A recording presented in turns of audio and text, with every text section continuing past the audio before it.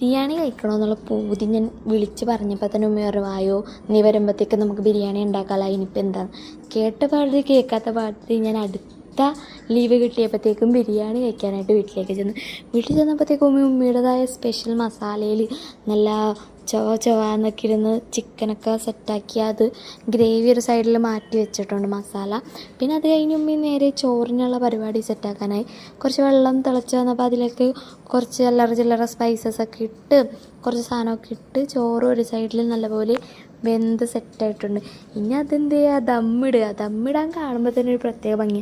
ആ വെന്ത ചോറിന് നടുക്കായിട്ടും ഒരു കുഴി എടുത്തിട്ടുണ്ടായിരുന്നു. ആ കുഴിയിൽ നല്ല ഗ്രേവിയായിട്ട് കൂടിയുള്ള നമ്മുടെ ഈ ചിക്കൻ്റെ മസാല അത് അതിലേക്ക് തട്ടി ഇട്ട് പിന്നെ അവിടെ ഒരു ഗോപുരമൊക്കെ പണിത് കുറച്ചൊരു 10-15 മിനിറ്റുമേ അത് റെസ്റ്റ് ചെയ്യാൻ വെച്ചു. അത് കഴിഞ്ഞിട്ട് ഞാനും ഉമ്മി അത് എടുത്തൊരു പാത്രത്തിലിട്ട് ഇങ്ങനെ കുറച്ച് മസാലയൊക്കെ ചേർത്ത് കിടിലൻ സാധനമായിരുന്നു. അപ്പം ഇത്ര റൈസ് ബായ്.